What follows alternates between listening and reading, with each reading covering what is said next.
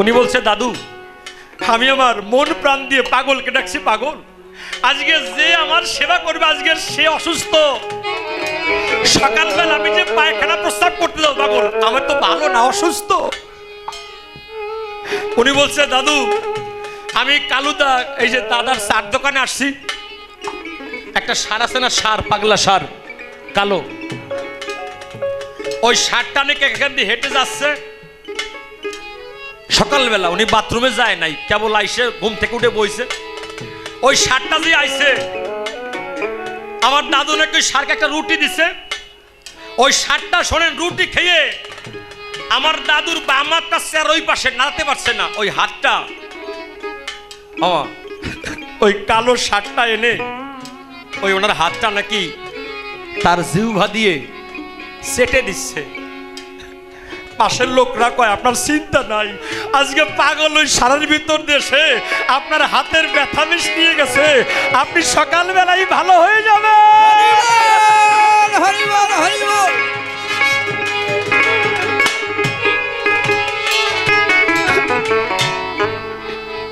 যখন ওই চাটা শেষ হয়ে গেছে আমার দাদু দেখে যে একটু আগে যে হাতে বল নাই, যখন ওই সারটা হাত চাটছে সঙ্গে সঙ্গে উনি হাত জাগাতে পারছে, তাহলে পাগল রসিম করুণা।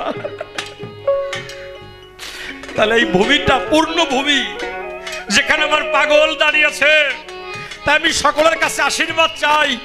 আমি তাকিয়ে দেখি জীবন বেলা ডুবে যায়, তাই সকলে কৃপা করে সকলের চরণ ধরি আমার মাথায় দেবে। আজকে এই পাগলের কবি গানের আসরে যারা কবি গান শুনতে আসছেন সকলের চরণে আমার কোটি কোটি প্রণাম। আপনারা সবাই অবগত আছেন যে রিভাব একটু কমাই দেবো, একটু টোন বাড়ে, বেশ কমবে, যে আমাদের সাগর সরকার, সাগর দাদা, তার ছেলের মানসা ছিল যে যদি ছেলে হয় তাহলে কবি গান দেবে। আর ভাগ্যের এমন সুন্দর পরিহাস, মানসাটা আমিই করছিলাম যে সাগর যদি আপনার ছেলে হয় তা পাগলের একপালা কবি গান শোনাইন। পাগল তো কবি গান ভালোবাসে, তা উনি লোকনাথ পূজা আমাকে দিয়ে দিয়েছিলেন এবং কবি গানটা আমাকে দিয়ে দিয়েছে, তার জন্য ওনার চরণে আমার প্রণাম। কারণ পাগল কবি গান ভালোবাসে, এমন একটা অবস্থা। আজকে যার সাথে গান গাচ্ছি ওনার নাম হচ্ছে আনন্দ, তাই না? আনন্দ তো নাম। ওনার দেখতেও খুব ভালো, মাথার চুলগুলো আরো ভালো। কি এর সাউন্ড কিন্তু নড়ে গেছে বাবা, কি হয় এই মেইন ভোকাল এরকম সাউন্ড তো তোমাদের না বাবা। হ্যালো হ্যালো, একটু মোটা হয়ে গেছে, মোটা, বেশ কাটো, তো টোনটা বাড়াও। হ্যালো, রিভাব একটু কমাই দাও মিশির ভিতর তো। হ্যালো, রিভাব দরকার নাই, শর্ট শর্ট কেমন ধরনের করে দেখছো, তোমাদের সাউন্ড তো ভালো সাউন্ড। তো আনন্দ সরকার, ওনার বাড়ি পাইকগাছ, আমার লোনা দেশের লোক। এইখানে প্রায় 9 বছর কবি গান গাই না, প্রায় 9 বছর আমি, মানে আপনারা গাওয়ান তাই গাই, পাগল গাওয়াই তাই গাই। কিন্তু ওনার প্রশ্ন ভালো, ওনার দেখতে ভালো, কিন্তু গল্পটা ভালো দিয়েছে দাদা। আপনার বলেন, একটা গল্প মারছে না, গল্প। এত বছর গান গাইলাম, কেউ তো খুঁটো দিল না, উনি যে খুঁটো দিল এই মানা যায় দাদা? আপনারা বলেন, এলাকায় গান গাইতে আসছে দিয়ে ওনার খুঁটো খাতিয়ে, তাহলে একটা কষ্ট লাগে না? সাউন্ড ঠিক করো, সাউন্ড ঠিক নাই বাবা, সাউন্ড পরিষ্কার না। তোমার উনি গল্প দিচ্ছে যে কেডা ওই মধু কাটতে গেছিল, তারপর নাকি বল্লুকে দাওয়া দিছে, আমার কথা না ওনার কথা। এরপরে বল্লুকের পাশায় খুঁটো দিছে, কয়াত খুঁটো কাকা? 3 হাত। তা 3 হাত খুঁটো, তা বল্লুক কয়াত তা কবা না? 3 হাত খুঁটো পাশায় দিলি বল্লুক 10 হাত লাগবে। তা বল্লুক কি 10 হাত হয়? কম কন মা, 10 হাত তো বল্লুক হয় না, 3 হাত বা 3.5 হাত বড় জোর হতে পারে। তা গল্প দেবা, তা চাটাম দেবা, লিমিট নিয়ে দেবা না, এই যে শো করে দেখছো বাবা, কাছে কাছে নিয়ে বলবো। তোমা দেখবেন যে কিছু কিছু লোক আছে, এই ওরা নিজের টাকায় চা খাবে না, চার দোকানে বসবে, 2-3টে চাটাম দেবে, পরের পয়সা চা খেয়ে বাড়ি যাবে, এরকম লোক আছে না বাবা? কদম বাড়ি নাই, সব ওই পাইকগাছার লোক, এ জায়গার লোক ফ্রেশ লোক, কোনো ভেজাল নাই, নাহলে পাগল আসবে কেন এই জায়গায়? তো দেখবে যে এই জায়গায় মান কচু পাওয়া যায় না, মান কচু বড় বড় ইলিশ মাছ দিয়ে রান্নি বলে ভালো লাগে। তো এক লোক চাটাম দিচ্ছে, কয় ভাই শোন, দেখবেন আমাকে এলাকায় যে কাঠ ফাটতে গেলে কি লাগে, সমিল আছে না, সমিল। আগে তো সমিল ছিল না, তলে একটা উপরে থাকতো দুটো, টানতো ওরে কত করাতি, আবার ডাহইদের কত অন্য জায়গায়। তো ওই লোক কয় ভাই আমার বাবা লাগাইছিল একটা মান কচু, ওই মান কচু বাড়িতে আনছে কাটিয়া, ওই মান কচু সমিলে ফাটতে গেছি 10 খান করাত ভেঙে গেছে। কচু বলে ফাটতে যে 10 খান করাত ভাঙছে, মানা যায়? কয় ওই করাত ভাঙার পরে আর একটা করাত, ওই করাত দিয়ে ফাইরে বাড়ি আনছি, ওই কচু গাছ ফাইরে বাড়ি এনে 21 বন্ধের 10 খান ঘরে উপরের পাড়াতন দিছি, কাঠ লাগে নাই। 10 খান 21 বন্ধের ঘর, তাও তক্তা লাগে নাই। এখন পাশে এক লোক কয় শালা তুই ডেলি সাড়াম দিয়ে চা খাস, আজকে তোর চাইতে বেশি সাড়াম আমি দেবো, দেখ আমি পারি কি না পারি। কয় ভাই শোন, তোর কচু গাছ দিয়েও ঘরের পাড়া তো নয়, অসুবিধে নাই, এটাও মানা যায়। তবে শোন, আমার বাবা গেছিল একবার পদ্মায় জাল খাপাতি, তো পদ্মায় বাবা জাল খাপ দিয়েছে, পাইছে একটা আইর মাছ, চেনেন আইর মাছ? কয় আইর মাছ বাবা বাড়ি আনছে, ওই আইর মাছের কাটা দিয়ে 10 তলা বিল্ডিং এর ছাদ দিছি, রড লাগে নাই। এই খালি পান খাই না, গল্প শোনো। কচুরা ঢিপ করে বসি, এ কোন সাটাম? কচুলা কয় ভাই এও মানা যায়, ওই কাটা দিয়ে ছাদ ঢালাই দিয়ে যায়, অসুবিধে নাই। এখন এই কচুলা কয় শোন ভাই, আমার বাবা গেছিল একবার ভারতবর্ষে হরিদ্বারে গঙ্গায় বাবা ডুব দিয়েছে, বাবারে খুঁজে পাওয়া যায় নাই। ওই বাবা 6 মাস পরে আমাকে বাড়ি যে পুকুর, ওই পুকুরে ডুব দিয়ে উঠছে। কোন জায়গা ভারত আর কোন জায়গা বাংলাদেশ মানা যায়? ওই যে কাটা আলা, ও কয় ভাই তোর বাবার সাথে আমার বাবাও ছিল, তা তুই জানোস না? তোর বাবা আমার বাবা একই সাথে ডুব দিয়েছে, তোর বাবা তোরছে পুকুরের, আমার বাবা ওরছে ডিপ টিউবওয়েলের পাইপ দিয়ে। ও কয় আর সাডাম দেবো না, বিনে পয়সার জীবনে চা খাবো না। তা গল্প দেবা 3 আর 2 কলি বললুক বাসে? হ্যাঁ বলি তোমার কাছে লিমিট নিয়ে গল্প দেওয়ার দরকার, মাঝে তুই খুঁটো দেশে খুঁটো খুলে তারপর গান গাবো, তাতে যা আছে কপালে। হ্যাঁ এই যে লোক গান গাচ্ছে না, নাম হচ্ছে আনন্দ, ভালো করে দেখেন, গায় কয় না মনীষীর গন্ধ। এই আনন্দের বোন নাম হচ্ছে শ্যামলী। এখানে শ্যামলী নামে কেউ আছেন? শ্যামলী আমাকে বাড়ি একজন আছে। আমা ওই লোক তো খুঁটো দেশে ভল্লুকের পাশায়, ওই ভল্লুক যদি দেখবেন কারো পায়খানা কষায়, তার চোখ মুখ মোটা হয়ে যায় না বাবু? ওই ভল্লুকের মলদারে ওই লোক খুঁটো দেশে দেওয়ার পর ওই ভল্লুক পায়খানা 6 মাস বন্ধ আছে। ওই ভল্লুক ঘুরতে ঘুরতে যাতো যা কোনো জায়গায় যায় নাই, ওগে বাড়ি তো ওই ভল্লুক খুঁটো নিয়ে গেছে। আমার যে বয় তো বয়, ওর বউর সামনে খুঁটো নিয়ে যেয়ে মলিন বদনে বসেছে। আর বউ ভাবলো যে খুঁটো কোন শালায় দিল, মরে না কেন, একদম গালাগালি করছে। এইবার বউ ভাবলো যে খুঁটো খুলে দিই, কত কষ্ট ভল্লুকের মনে। যেই ওই খুঁটো খুলিয়ে দেশে রে কাকা, 6 মাসের আগের পায়খানার বউর সারা মুখে মাখিয়ে গেছে। ওর বোর গালে একটু ছিল, তাল ভাবে খাইয়ে ফেলছে। ইস বাড়ি দাও, আর গল্প দেবা? তোমার সময় কারেন্ট নাই, গোবিন্দ আইলি কারেন্ট পাই কি না? তো আপনার আশীর্বাদ করবেন আজকে সাগর দাদার ছেলের জন্য এই সাধুগুরু বৈষ্ণবের আয়োজন করেছে এই পাগলের ভিটায়। আমি সকলের কাছে আশীর্বাদ মারি চাই যে সাগরদার ছেলে যেন বৈষ্ণবের আশীর্বাদ একজন ভালো মানুষ হতে পারে।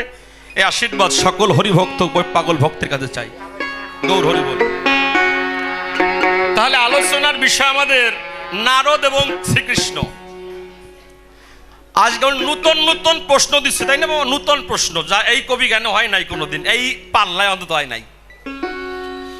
আমার প্রশ্ন কি দিছে যে দ্রৌপদীর 5টা স্বামী, প্রশ্ন দিছে তো, এক স্বামী মারা গেলে কটটুক শাখা ভাঙবার, কটটুক সিঁদুর মোসপাই না প্রশ্ন। এ কোন জায়গা পাইছি প্রশ্ন? কেউ শিখাই দিয়েছে তোমারে? এরপরে প্রশ্ন করছে 100 ভাই মারা গেছে, দুঃখ নাই, 100 বধূরা কোন পাপে বই ধর্ম যন্ত্রণা পেল, মানে কোন পাপে তারা বিধবা হয়েছে, এই ওনার প্রশ্ন। এরপরে প্রশ্ন করছেন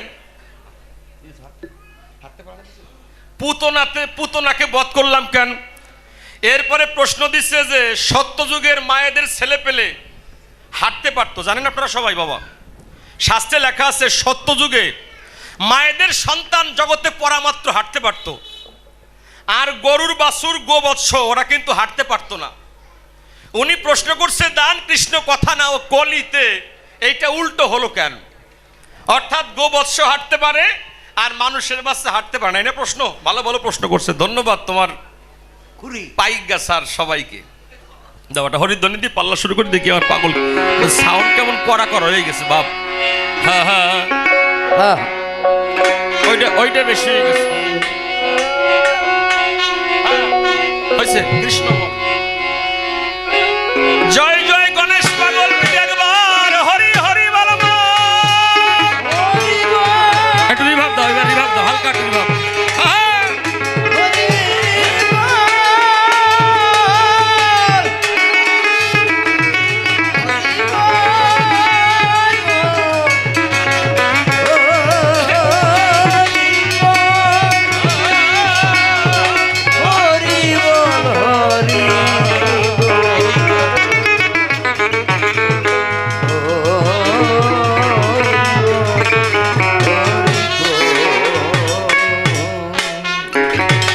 নামের মাঝে সকল তত্ত্ব, এই নামের মাঝে সকল তত্ত্ব, নামেই বৃন্দাবন। কৃষ্ণ বল কৃষ্ণ বল ওরে আমার মন। তাহলে কবি বললেন কৃষ্ণ বল ওরে আমার মন। বাবা কথাগুলো বোঝা যায়, সমস্যা নাই তো? দেখবেন আজকে সাগর দাদা কবি গান দিচ্ছে আর আমরা সদল বলে কবি গান গাই, আর আপনারা সবাই কবি গান শ্রবণ করছেন। আচ্ছা এদের মধ্যে দাম কার বেশি? দেখবেন যারা কবি গান দিচ্ছে এরাও পাবে, যারা কবি গান গায় তারাও পাবে, আর যারা কবি গান শুনছে তারাও পাবে। এইবার শাস্ত্রে বললেন এই তিন তরফের সবচাইতে বেশি যে পাবে তারা হচ্ছে সোনার মানুষ। হা হরি বল, গৌর হরি বল। তাহলে এখানে আমরা কবি গান শুনতে আসছি, বাবা রাগ করবেন না। গান অনেকেই গাইতে পারে কিন্তু সোনার মানুষ কয়জন? হরি বল হরি বল। গান অনেকে গাইতে পারে, সোনার মানুষ কম। অনেকে গান দিতে পারে কিন্তু গান শোনার মানুষ কম। অনেকে গুরু হতে পারে কিন্তু শিষ্য হওয়া অনেক হরি বল অনেক কম। তাই শাস্ত্রে বললেন যারা গান শুনছেন, যারা গান গাচ্ছেন, যারা দিচ্ছেন, এদের চাইতে সবচাইতে বেশি যারা ভগবানের আশীর্বাদ পাবে তারা সোনার মানুষ। হরি বল হরি বল।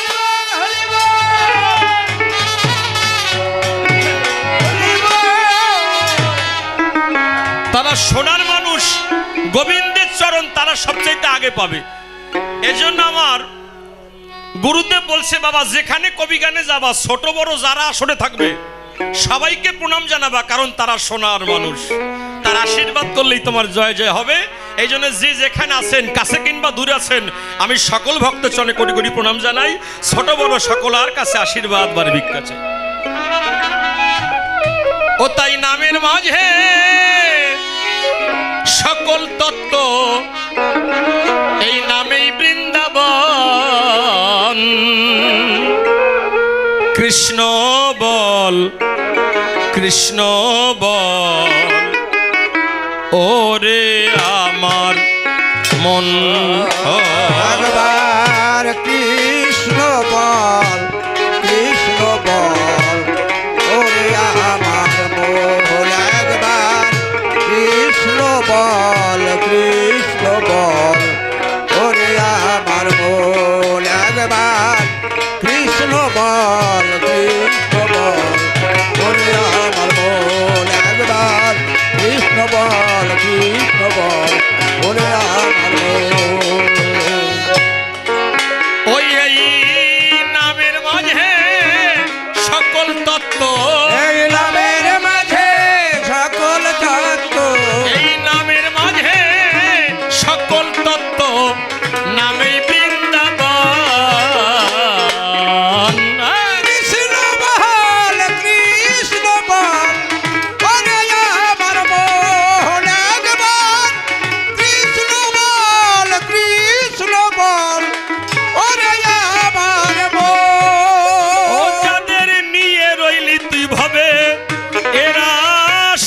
সকলই পর হবে যাদের নিয়ে রইলি হবে এরা সকলে পর হবে ও যাদের নিয়ে রইলি তুই ভাবে এরা সকলই পর হবে ও কিসে তুমি শান্তি পাবে আর কিসে তুমি আউটে বেশি হয়ে গেছে পাবে?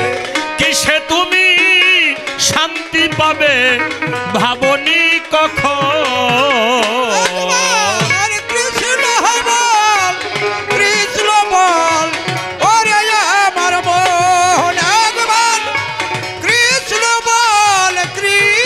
বল ওরে আমার মন ও নামের মধ্যে আছেন নামি একদিন খোঁজো নাই তুমি নামের নামের মধ্যে আছে আমি একদিন কত নাই তুমি আচ্ছা আমরা নাম গাই এই নামের মধ্যে নামই আছে না বাবু শুধু একা না রাধাকৃষ্ণ যুগল আছেন আচ্ছা এই আসরে রসিক সরকার গান গাইছেন রসিক সরকার রিভাব কমা রসরাজ রসিক সরকার এখানে গান গাইছেন বাবু এবং ওনার কণ্ঠ ছিল না পাগল সেই কণ্ঠ দান করেছিলেন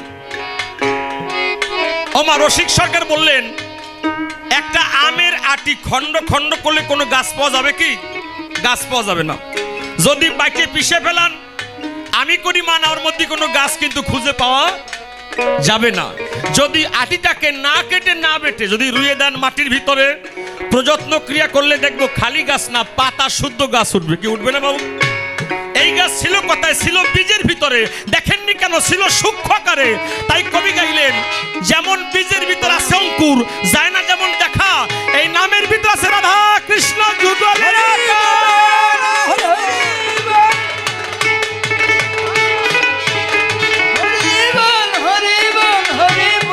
রাধা কৃষ্ণ যুগলে নামে আছে তাই কবিতার গানে বললেন ও নামের মধ্যে আছেন সেই নামি একদিন খোঁজো নাই তুমি নামের মধ্যে আছে আমি একদিন খোঁজ নাই তুমি ও নামের মধ্যে বিশ্ব স্বামী আছে নামের মধ্যে বিশ্ব স্বামী এই নামের মধ্যে বিশ্ব স্বামী আছে ত্রিভুবন নাই তো? কৃষ্ণ বল কৃষ্ণ বল ওরে আমার মন একবার কৃষ্ণ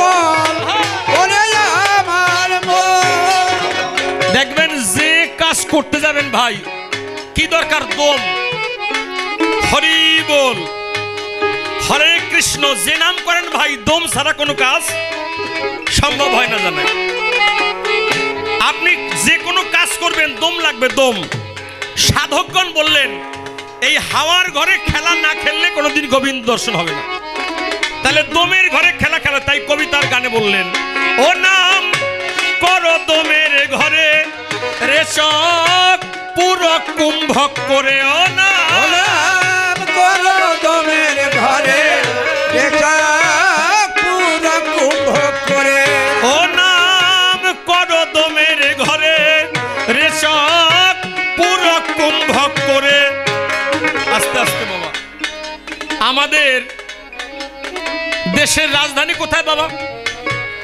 ঢাকা ওই ঢাকায় গেলে দেখবেন সারা দেশের বাস পাওয়া যাবে না ঢাকা থেকে মাদারীপুরের বাস আছে কুমিল্লার বাস কন পাইকগাছার বাস কন আছে না বাবু তাহলে আমাদের রাজধানী কেন্দ্রবিন্দু কোথায় ঢাকা যদি কেউ ঢাকায় যান হ্যাঁ আলাপ করেন সারা দেশের বাস পাওয়া যাবে বাস যাবে না বাবা তদ্রূপ আমার দেহের ভিতর একটা রাজধানী আছে ওই রাজধানীতে গেলে পরে অল দেহের ভিতর কে বসবাস করে তা জানা যায় আমার রাজধানী কোন জায়গায় বাবা আমার আপনার সকলের রাজধানী যার যার মিডিল পয়েন্ট এই নাভির নিচে যে শক্তি আছে এটা কিন্তু আমাদের মূল রাজধানী ঢাকা ঢাকায় ঢাকা আছে না বাবু তাই কবি বললেন আচ্ছা বাবা যেমন আমরা কবি গান গাইতে আসছি এইবার এখানে আমাদের কদম বাড়ি খুঁজলে যদি সব জায়গায় খোঁজেন পাবেন পাবেন না আমাদের কোথায় রাখা হয়েছে এই পাগলের কবি গানে যারা গান গাইতে আসে, যারা যে ঘরে থাকে আমাদের সৌভাগ্য, আমরা অধমরা সেই ঘরের জায়গা পেয়েছি। তাহলে সারা কদম বাড়ি খুঁজলে পাওয়া যাবে না, কোথায় খুঁজবেন? একটা নির্দিষ্ট জায়গা আছে। ওমা তদ্রূপ আমার এই দেহের ভিতর সারা জায়গায় গোবিন্দ নাই, এক জায়গায় গেলে পরে রাধা কৃষ্ণ যুগলে দর্শন করা যায়। কোথায় যাবেন বাবা?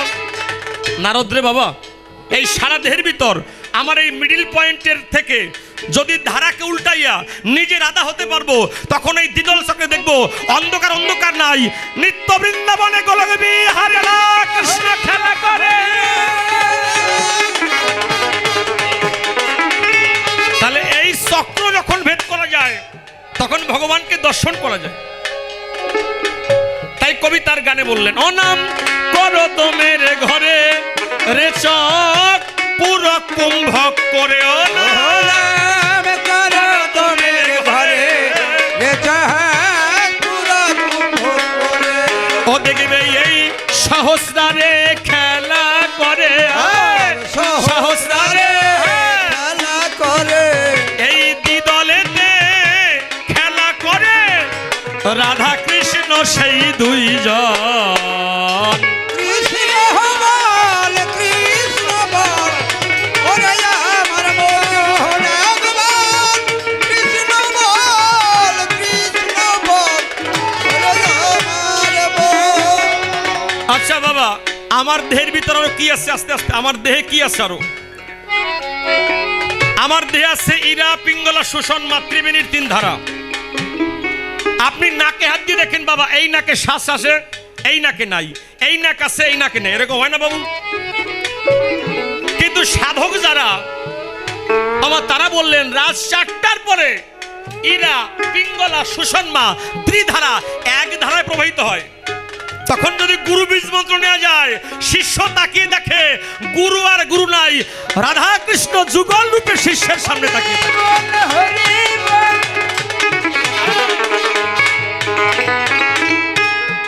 তাই কবি তার গানে বললেন, ও করে এই এক ত্রিধারা ধারায় যাবি না মারা। করে এক ত্রিধারা যাবি না মারা। ও করে এই এক ত্রিধারা ধারায় যাবি না মারা। ও ও পূর্বর জীবনে ব্যথায় ভরা, পূর্বর জীবন ব্যথায় ভরা। অধম পূর্বর জীবন ব্যথায় ভরা, হলো না সাধন। কৃষ্ণ বল কৃষ্ণ বল ওরে আমার মন একবার। কৃষ্ণ বল কৃষ্ণ বল ওরে আমার মন। প্রণাম জানাই গণেশ পাগলের পায়। অল্প অল্পে ভূমিকার ভিতরে গিয়ে আলোচনা করব কাব্য সভায়। হে পাগল চাঁদ, তুমি আমার কথা নিও, তুমি তো কবি গান ভালোবাসো, আসর এসে তুমি বসো। পাগল চাঁদ আশীর্বাদ করো দান, কবি গান গাইতে পারি আর না পারি, পাই যেন সকল ভক্তের যুগল চরণ। এরপরে প্রণাম জানাবো আমি আমার গুরুদেবের পাই। রিবাব কমাই দাও। আমার কবিগুরু মণিশঙ্কর সরকার, কবিগুরু আশীর্বাদ করো দান, কবি গান যেন গাইতে পারে তোমার অযোগ্য সন্তান। এরপরে প্রণাম জানাবো আমি আমার মা বাবার পায়, যে মাতা পিতার আশীর্বাদের গুণে এই নববৃন্দাবন ধামে গাইতে পারছি কবি গান। আপনারা আমার কাছে বলুন দেখি, মাতা পিতার আশীর্বাদ ছাড়া কোনো কাজ সুন্দর হয় নাকি? হে মাতা পিতা, আমার কথা নেবা, কবি গান যেন ভালো গাইতে পারি, বলি তোমার চরণ ধরে একটু আশীর্বাদ বাড়ি বর্ষণ করে দেবা। হ্যাঁ, একটু এক মিনিট। এরপরে প্রণাম জানাবো আমি আমার এই সাধুগুরু বৈষ্ণব যারা আছে। কি হলো বাবা? আমার মায়েরা যারা রয়, সাউন্ড কমাই দাও। আমার প্রত্যেক মাকে নিজের মা মনে করে আশীর্বাদ বাড়ি চাই, সকল মায়ের চরণে প্রণতি জানাই। আমার বৈষ্ণব ভক্ত আছে যারা কাছে কিংবা আছেন দূরে, কমাই দাও। আমি প্রত্যেক বৈষ্ণব ভক্তকে নিজে ভগবান মনে করে সবার কাছে আশীর্বাদ বাড়ি চাই। আজকের আলোচনা কি দিয়ে বাবা? এক পক্ষে নারদ আর এক পক্ষে শ্রীকৃষ্ণ, দুইজন তো আছে। নারদ আপনারা সবাই চেনেন তো, নারদ এ কিন্তু কোনো মার পেটে জন্ম নিছে নাকি? নাকি একটু কইয়ে যায় আইসে না, কইয়ে যাবো না আজকে।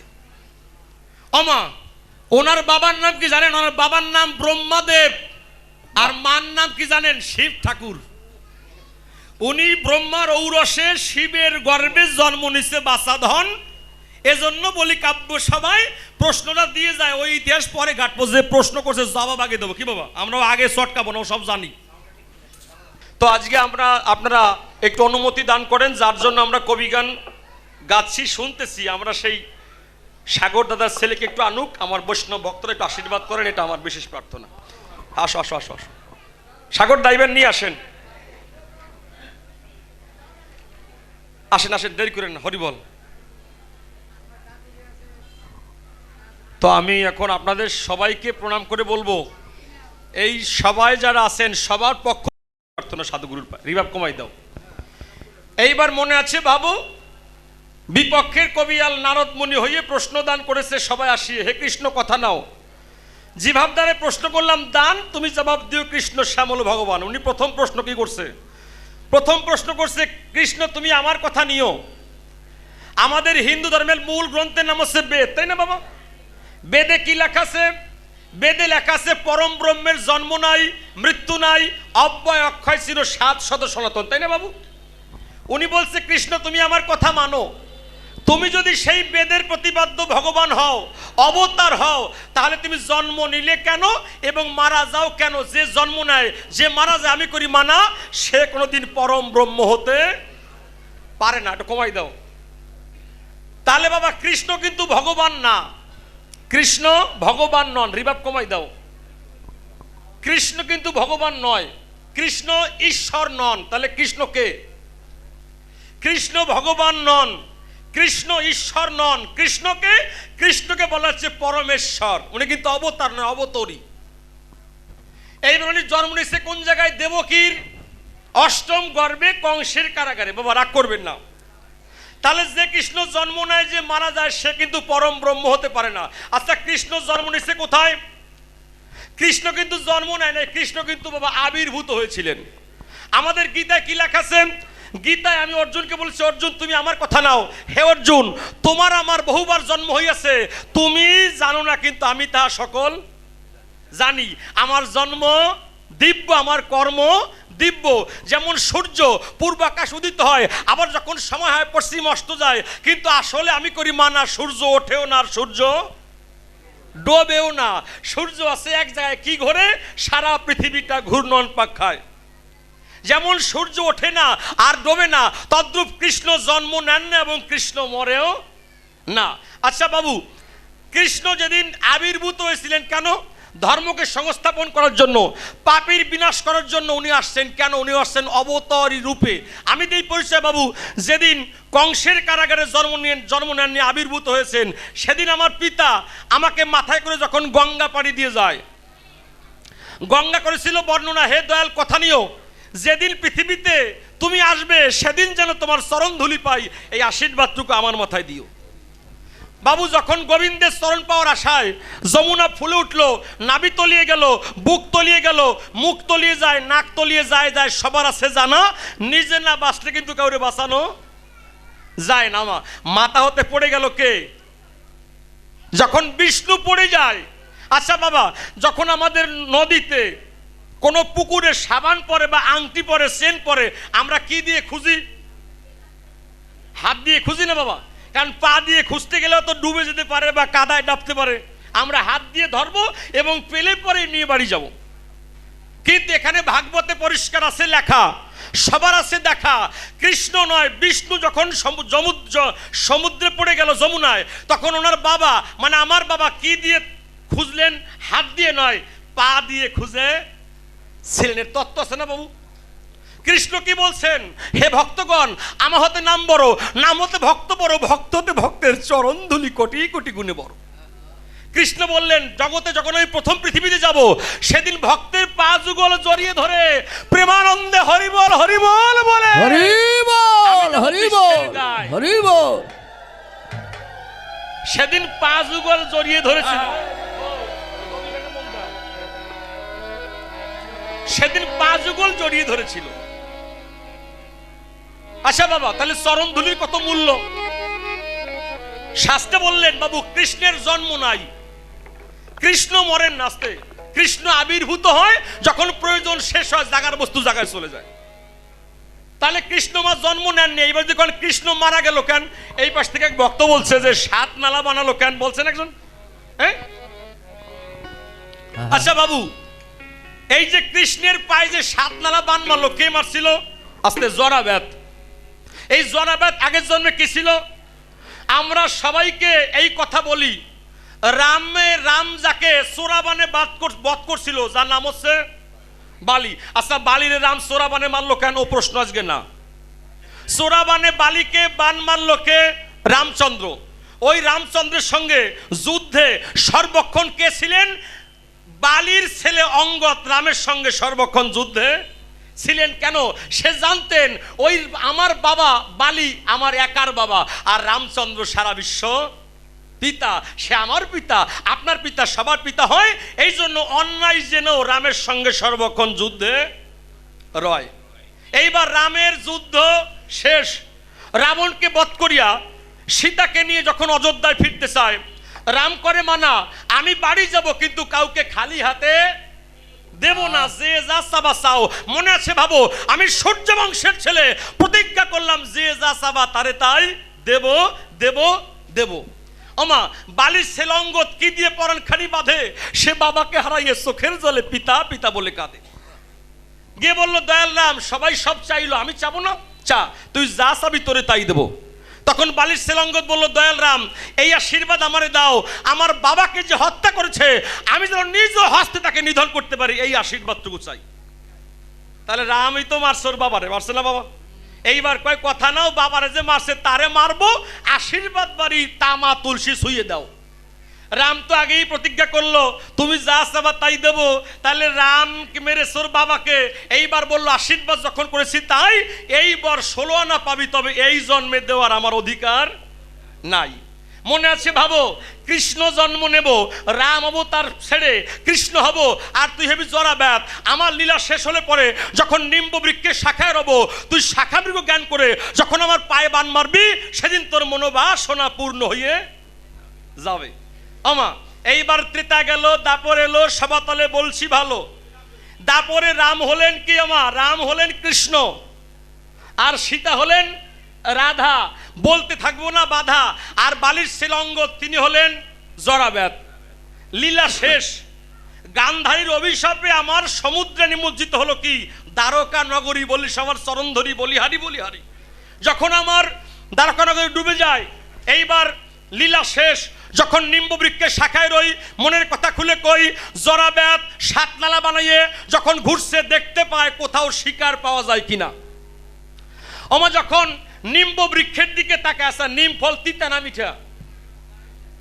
নিম ফল তিতা, কিন্তু নিম ফল মধু আছে। যদি ক্ষমতা থাকে ভাই, ওই তিতার মধ্যে মধু পাওয়া যায়, সবাতলে জানাই। এইবার মা, যখন নিম্ব বৃক্ষের গায়ে আছে, জরাব্যাত তাকে দেখতে পায়, ওই নিম্ব বৃক্ষের তলে যে শোয়া রয়, উনি কৃষ্ণ নন, উনি আমার বাবার হত্যাকারী সেই রামচন্দ্র। আর কি বসে থাকে বাবা? ও 7 নালা বের করে যখন আমার পায়ে বান মারলো, আমি পড়ে গেলাম। ভক্তের মনোবাসনা পূর্ণ হলো। প্রেমানন্দে একবার হরি হরি বলো।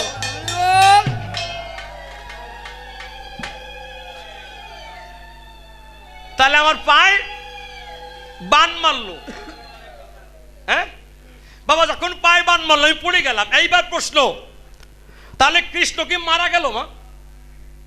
আচ্ছা, আমাদের কয়টা সমাধি আছে হিন্দু ধর্মে? জলে ভাসিয়ে দেওয়া মানে গঙ্গায় ভাসিয়ে দেওয়া যাবে, নাম্বার 1। মাটিতেও সমাধি দেওয়া যাবে, এবং লাস্টে বলছে যে অগ্নি সমাধিও দেওয়া যাবে।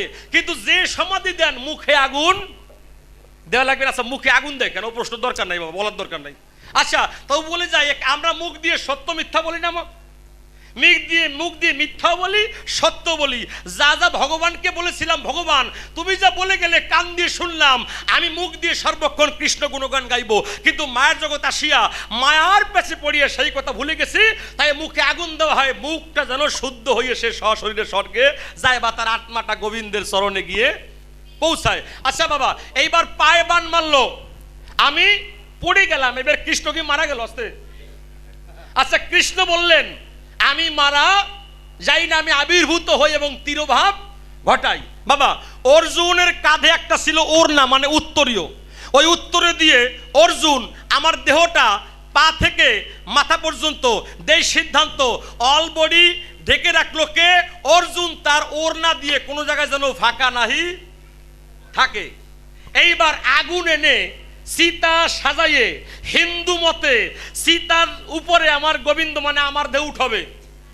আগে ডাকছে কি দিয়ে? ওড়না দিয়ে। কথা বলবো না ভুল, যখন অর্জুন উত্তরীয় টান দিল, সবাতলে বলা ভালো, অর্জুন তাকে দেখতে পায় কৃষ্ণের দেহ নাই, পড়ে আছে এক গাদা ফুল। আচ্ছা কোথায় দেহ গেল বলেন? আচ্ছা রামের দেহ পাওয়া গেছে বাবু, গৌরাঙ্গের দেহ পাওয়া গেছে, কৃষ্ণের দেহ পাওয়া যায়নি। মানে যারা জনি ভেদ করে আসে না, বায়ু গর্ভে আসে, বলি সবার কাছে করি মানা, সেই দেহ কিন্তু কোনোদিন খুঁজে পাওয়া যায় না। কারণ তারা আসে আবার জাগার বস্তু জায়গায় যায়। কিভাবে আসে? বাবা যখন ভক্ত বিপদে পড়ে ভগবানকে ডাকে, তখন ভগবান আবির্ভূত হয় এবং প্রয়োজন শেষ করে ভগবান জায়গায় চলে যায়। এর জন্য ভগবানের জন্ম নেওয়ার দরকার আলাপ করো। আচ্ছা মা, এই আসরে যারা কবিগান শুনতে আসছেন, বহু বছর কবিগান হয়, কয়দিন হয়েছে? প্রায় 6 দিন কবিগান হয়, হয়েছে না? আচ্ছা ভক্ত বিপদে পড়ে ভগবানকে চোখের জল দিয়ে ডাকলে দেখবেন ভগবান সেখানে সে আবির্ভূত হয়। আচ্ছা বাবা, যেমন কেউ 5 ভাই, কেউ 3 ভাই, মা জবাব একটাও বাকি থাকবে না। পুতনারে বধ করলাম কেন? জবাব হবে। কৃষ্ণের হাতের বাঁশির জন্ম কোথায়? জবাব পাবেন। শাখা সিঁদুর পঞ্চপাণ্ডবের বউয়ের এক জোড়া, কটটুক ভাঙবে কটটুক মসবে, জবাব পাবেন যদি ভক্তের আশীর্বাদ হয়। তাহলে এখানে বহু বছর কবিগান হয় আর সাধুর বাজারে, পাগলের বাজারে। আমার রঘু দাদু বলছে, অপূর্ব ভাই কবিগান দেবে ওই কালী মন্দিরে, কিন্তু আমার আশা যে পাগলের কবিগান পাগল যেখানে বসে শুনতো, আজকে ওইখানে না হয়ে পাগলের বাজারে কবিগান হবে। কারণ পাগল এইখানে বসে বলেছিলেন যে যতদিন কবিগান হবে আমি ওই স্বর্ণকোণে বসে বসে কবিগান শ্রবণ করব, কারণ আমি যে কবিগান বলো ভালোবাসি। আমা 3 ভাই, একটা মায়ের 3 জন সন্তান। তা বড় সন্তান ওর ব্যবসা হচ্ছে সোনার দোকান, স্বর্ণকার। এখন সোনার বড়ি কত? প্রায় 2 লাখ, 2 লাখ মনে হয় 10,000 নাকি জানো। আর মেজো ভাই মুদির দোকানদার, আর ছোট ভাই দোকান একটা আছে, তবে স্বর্ণকারের দোকান না, মুদির দোকান না। ও বিয়ে করার পরে ওর এই সমস্ত দেহ জীবন যৌবন ভগবান দোকানদারের হাতে দিয়ে সব ভগবানের চরণে তুলে দিয়েছে। ওর নাম হচ্ছে নীলকমল। এখন ওর কাজ কি মা? ও সংসার করে না, বউ আছে, ওর কাজ কি? সর্বক্ষণ গোবিন্দের মালা জপ করা আর প্রতিনিয়ত গীতা পাঠ করে। গীতা। আচ্ছা আজকের আলোচনা কি? মহাভারত। তাহলে এখানে গীতা আমাদের আসবেই বাবু। আচ্ছা গীতা কি? গীতা হচ্ছে শ্রীকৃষ্ণের মুখনিসৃত বাণী। আমার কৃষ্ণ গীতায় বললেন, আমি গীতায় বললাম, কৃষ্ণ বললাম হে অর্জুন, গীতার মাহাত্ম্য বললাম, অর্জুন এই গীতা আমার উত্তম স্থান, এই গীতাকে আশ্রয় করে আমি ত্রিলোক পালন করি। যদি ভক্তি সহকারে কেউ গীতা ঘরে রাখে, আমি রাধা কৃষ্ণ সেই ঘরে যুগল অবস্থায় বসবাস করি। হরি বল, হরি বল, হরি বল।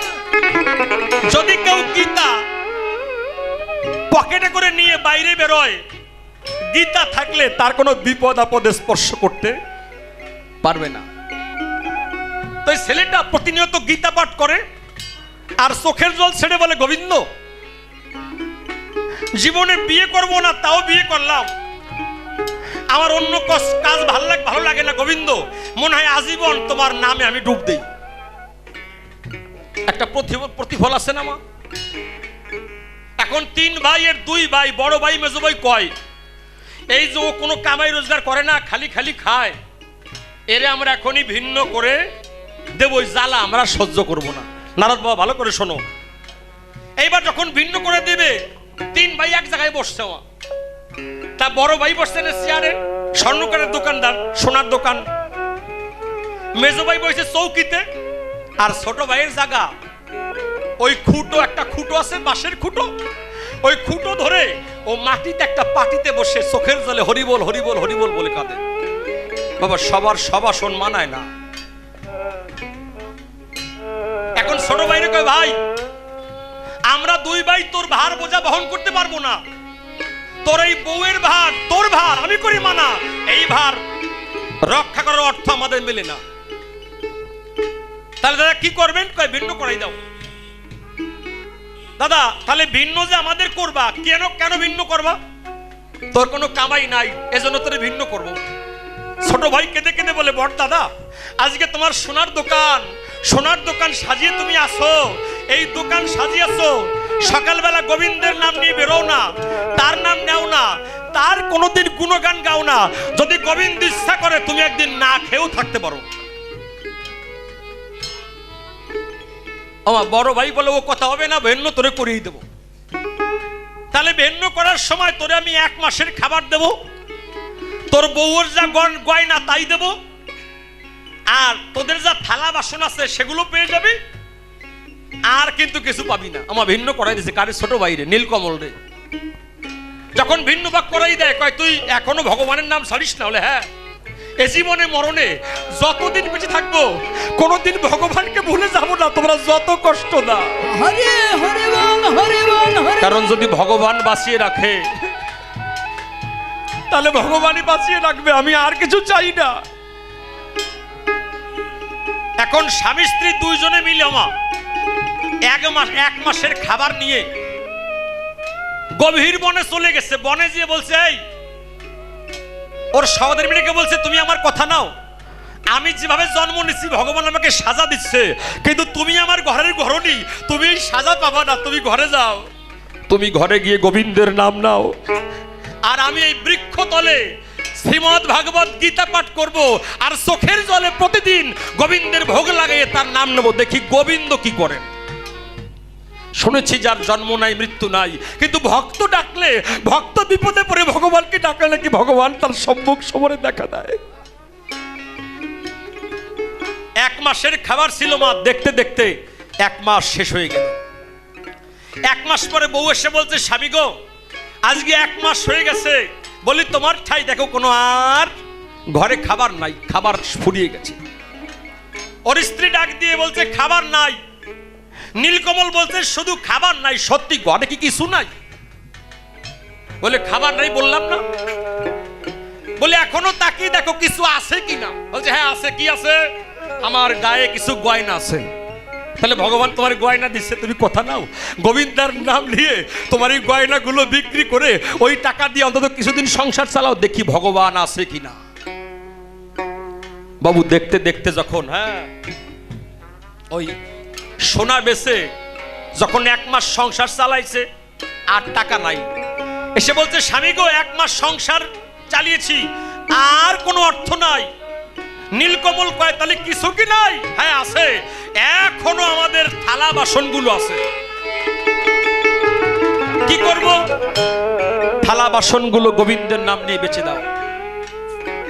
যখন থালা বাসনগুলো বেচে দিল, কিছু অর্থ পেল, ওই অর্থ নিয়ে 1 মাস সংসার চালাই। বলছে, স্বামী এখন আর কোনো সম্পদ নাই, বলো না অর্থ কোথায় পাই?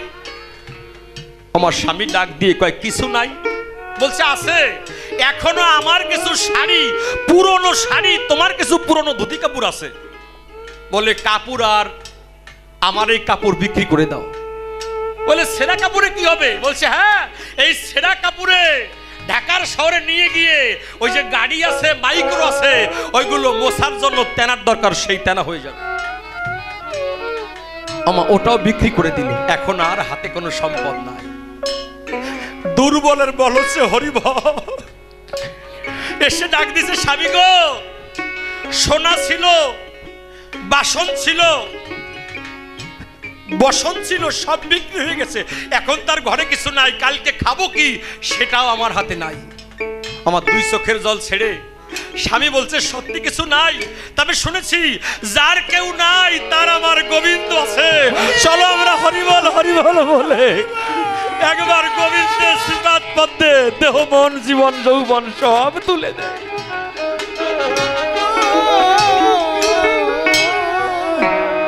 চোখের জল ছেড়ে হরিবল হরিবল বলে বলল, গো তুমি ঘরে গিয়ে কিছু না পারো, চোখের জলে একটা তুলসী পত্র ভিজাইয়ে আমার গোবিন্দের শ্রী সকল চরণ যুগলে দিয়ে দিও, দেখবে তোমার চোখের জল আমার গোবিন্দ গ্রহণ করে দেবে।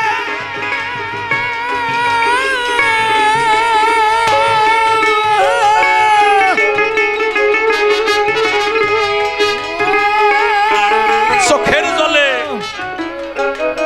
মেয়েটা তুলসী পত্র চিনে চোখের জলে ভিজাইয়ে ভিজাইয়ে ওইটা আমার গোবিন্দের চরণ দিয়ে বলছে, গোবিন্দ তোমার কোন জগতে আসছি, হয়তো আজ হোক কাল হোক পৃথিবীর বুক ত্যাগ করে চলে যাব গোবিন্দ।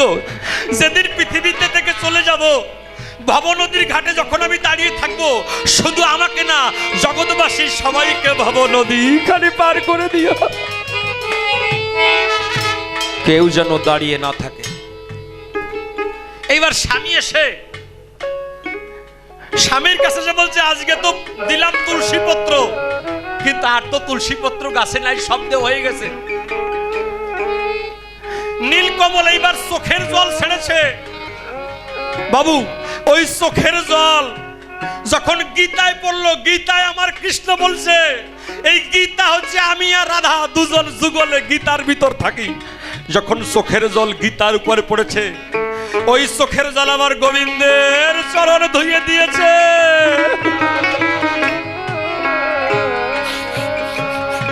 ওই চোখের জল যখন গীতায় পড়ছে, বাবু বলছে, গোবিন্দ তোমার নাম নিয়ে আজীবন চললাম, এখন তাকে দেখি আর কিছু নাই, শেষ সম্বল তুমি।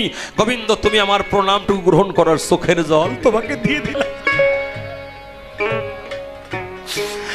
যখন চোখের জল গোবিন্দের গীতার পর পড়ছে, গোবিন্দ তাকিয়ে দেখে তার চরণ যুগলে ভক্তের নয়ন বাড়ি পড়েছে, চরণ ধোয়া হয়ে গেছে।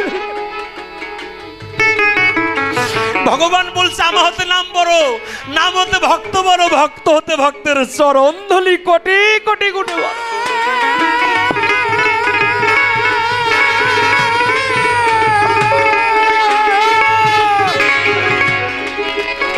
এই ভক্ত যখন চোখের জল ছেড়ে আমাকে ডাক দিছে, আজকে এই চোখের জলের দাম আমি দেব। বাবু এখন ওই গোবিন্দের গীতার পরে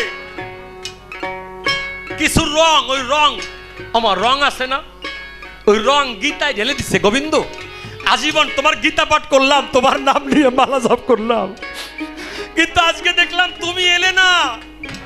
যখন ওই গীতার পরে রং মেখে দিয়েছে, রং মেখে দিয়ে যখন ঘর আশ্রম থেকে বেরিয়েছে, আমার রাধা বলছে, কৃষ্ণ কৃষ্ণ কথা নাও, আজকে ভক্ত তোমার পরে ভাগ দিয়েছে, তুমি যদি ভক্তের বোঝা না পাও, কোনোদিন আর ভক্ত তোমার পরে ভাগ দেবে না।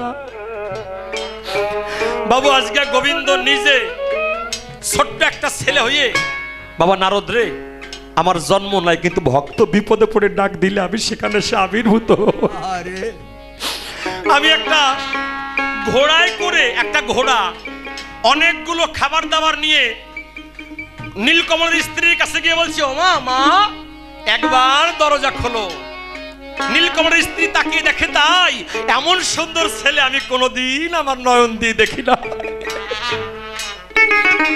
বাবা তুই যে আমার মা বললি, তোর বাড়ি কোথায়? বলছে, আমার বাড়ি ঘর নাই, আমার বাড়ি ঘর নাই, তবে ভক্ত ডাকলে পরে আমি থাকি না, ভক্তের বাড়ি আমার বাড়ি হয়। ওগো শোনো, তোমার স্বামী ওনার কিছু জিনিসের দরকার, শোনো এইগুলো তোমার দিয়ে গেলাম। তোমার স্বামী হচ্ছে আমার গুরুদেব, আমি তার শিষ্য হই জগতের গায়ে। আজকে ভগবান ভক্তের শিষ্য হয়ে গেছে, ভগবানের ভালোবাসায় বলছে, ওগো তাহলে তোরে যে তোরে কেমন করে চিনবো? আমার স্বামী আসলে কি বলবো? আসতে বলছে, শোনো গো, তোমার স্বামী আসলে বলবা যে তুমি যারে গালে রং মাখাই দিছো সেই ছেলেটা আজকে তোমার ঘরে খাবার দাবার সব দিয়ে দিয়েছে। একটু বলে তোমার স্বামী বুঝতে পারে। হরি বল হরি বল। ডাক দিয়ে কৃষ্ণ ভাবছে, হেগো ওগো মা, মনে মনে ভাবে আমার মা যশোদা মা হাতে কবে খেয়েছি, আমার মা তো আজ জগৎ থেকে চলে গেছে, আজকে এই মারে পেয়েছি, আজকে এই মায়ের হাতে আমি কিছু সেবা গ্রহণ করতে চাই। এই বলে যখন খাবার আনতে গেছে বাইরে তাকিয়ে দেখে তাই বাবু কেউ আর সেখানে নাই, শূন্য পড়ে আছে। এইবার সাধু বাড়ি এসে বলছে, ওগো আজকে ভিক্ষায় গেছিলাম, কোনো ভিক্ষা পাইনি। ডাক দিয়ে বলছে, শোনো গো, একটা ছেলে আইছিল আমার কাছে, অনেক খাবার দাবার দিয়েছে, তুমি আমার কথা নাও। এই খাবার দাবার দেওয়ার পরে বলছি তোমার নাম কি, নাম বলে নাই, কোথাও আসছো তাও বলে নাই, কি পরিচয় দিয়েছে। ডাক দিয়ে ওর বউ বলছে, শোনো, সেই ছোট্ট ছেলে বলছে যে আমারে চিনতে পারবে, তুমি বলবা যে তুমি যার গালে রং মাখাই দিয়েছো সেই ছেলে আজকে এই খাবার দাবার দিয়েছে। বাবু ওর আর বুঝতে বাকি নাই যে আমি গীতার পরে রং মাখাই দিয়ে বলছিলাম গোবিন্দ বোঝা বইতে পারে না, আজকে অর্জুন মিষ্টের যেমন বোঝা বইয়েছিল, আজকে গোবিন্দের গীতার পরে রং দিয়েছি। আজকে গোবিন্দ তোমার কাছে আইছিল, তুমি আমার স্ত্রী, তবু তোমার চরণ ধুলি আমি আমার গায়ে মাখতে চাই,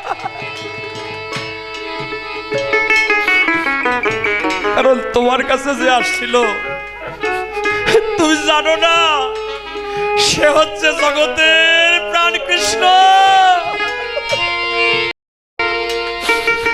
ওগো যখন সমস্ত কিছু ফুরিয়ে গেছে, আর কোনো অর্থ সম্পদ ছিল না, তখন গীতার পরে চোখের জল ছেড়ে ওই গীতায় রং মাখাই দিছিলাম, গোবিন্দ তুমি নাকি বোঝা বইতে পারো না, আজকে গোবিন্দ তোমার ঘরে আসছিল তোমার ছেলে হয়ে, আমি কৃষ্ণ বলে কেঁদেছিলাম, দেখা পাই নাই, তুমি দেখা পেয়েছ গো, তুমি আমার কথা নাও।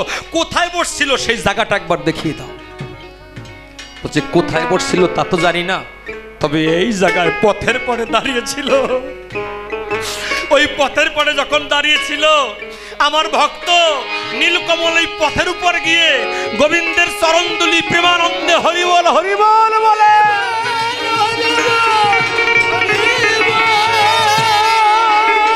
কেঁদে কেঁদে চরণদুলি গুলো তুলেছিল।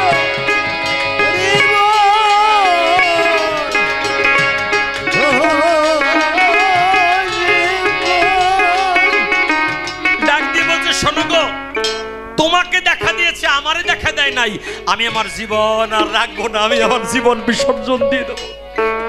যখন গোবিন্দের পায়ে পড়েছে আমার গোবিন্দ, সে বলছে ভক্ত আমার পরে ভার দিয়েছিলে, আমার জন্ম নাই মৃত্যু নাই, কিন্তু ভক্ত ডাকলে পরে আমি সম্মুখ সমরে আবির্ভূত হই, আবার প্রয়োজন শেষ করে জাগার বস্তু জায়গায় চলে যাই। রাখো বাবা, তাহলে আমরা কি পেলাম? ভগবানের জন্ম নাই, কিন্তু ভক্ত ডাকলে ভগবান এসে আবির্ভূত হয়। বাবু এইবার প্রশ্ন করছে, দান কৃষ্ণ কথা নাও, তুমি জবাব দাও, এই যে পুতনারে বধ করলে কেন? ও প্রশ্ন জাগে না যে পুতনারে মারলো কেন? কবি গান তা হাসি কান্নার গান, গল্প দেবো না, ওটা আমার ইচ্ছাও নাই। আচ্ছা বাবা, এই পুতনা কে ছিল? আচ্ছা আমরা জানি যে একজন অবতার হয়ে আসছিল, একেবারে খাটো মানুষ, ওনার নাম কি ছিল? বালি, মানে বলিরাজ, তাই না? আচ্ছা না, তোমারটা ছোট কাকা, তুমি না। আচ্ছা বলি রাজা, ওর কাছে গেছিল কে? বামন রূপে গেছিল না ভগবান? কেন গেছিল? পরীক্ষার তরে, যে দেখি তুই দান কত দান দিতে পারিস। ওমা এইবার গিয়ে দাঁড়াই বলছে, আমি তোমার কাছে 3টা পদ রাখার জায়গা চাই, 3 পা রাখার জায়গা দাও। এইবার রাজা ভাবে তাই 3 পা তো বেশি জায়গা লাগবে না, দিতে চাই।